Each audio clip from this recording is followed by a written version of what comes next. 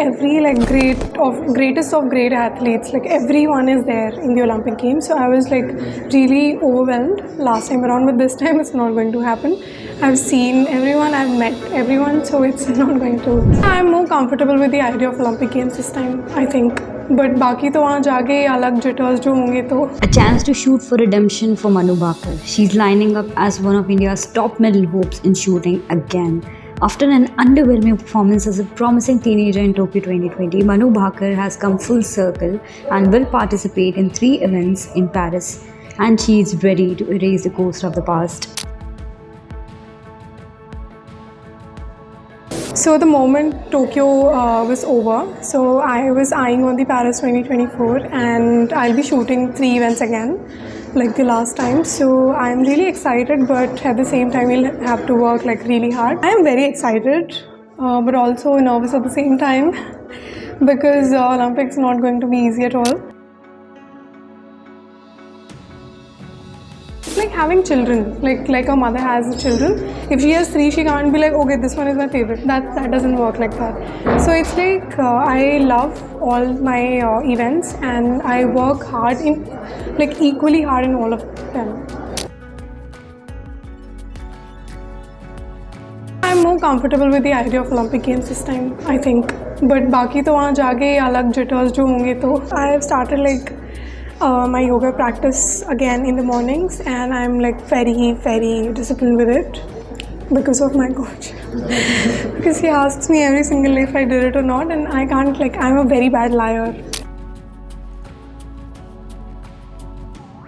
After Tokyo, I was kind of like completely gone. I had lost my mental space completely, and I was so disappointed with my performance because okay, I performed quite okay. My scores were fine. I just missed the finals by like 1 or 2 points, but I was so disappointed because I thought that I had worked hard enough to be able to finish to the podium, but when I look at it now, I feel like I was not ready. That after that point of time, after the Olympic Games, it's been like I've changed a little because I used to take failures like so badly. Things have changed a little, and I'm like, okay, this competition is a small competition, doesn't matter, or maybe it matters, but in a longer picture, larger picture, Olympic is the thing that will matter the most, or the other major games. So I tend to overcome all of that really easily now, and I don't really take the loses too hard now. I realize the fact earlier I used to have this mentality that I'll win all the competitions, but now I realize that it's not going to work like that, and even if I win this competition, I'll be happy for a day or two. After that, I know that people are going to forget it, so am I. So I am also going to forget it like after a month or 2 maybe. I'm back in the like pre-Tokyo area again because I had 3 starts in Tokyo as well. Now I have 3 starts in Paris, so it feels like I'm like back there again, but with better myself. Like I've improved a lot in terms of mental aspects. If you say physically, I've improved. Technically also, I'm more sound. So I feel like whatever happens for good only. I think when people have seen you perform, when people have seen you win for country, and it's natural for people to have that kind of expectations and all. So I find it's a healthy expectations. They've seen me perform good. They've loved me for so long, even in my lows and in my highs. So it's natural for them, and I hope that I'll be able to bring happiness to all of them. See, my interests keep changing, and they'll change like this. One day, see, nail paints, this competition I was like, okay, let's apply different colors of nail paints. So I was using different colors of nail paints almost like every 2-3 days. It changes so quickly that even I don't realize that, okay, now I'm interested in, say, hair color. Then now I'm interested in nails. Then probably now I'm interested in like some different kind of clothing style, or maybe sneakers or something like that.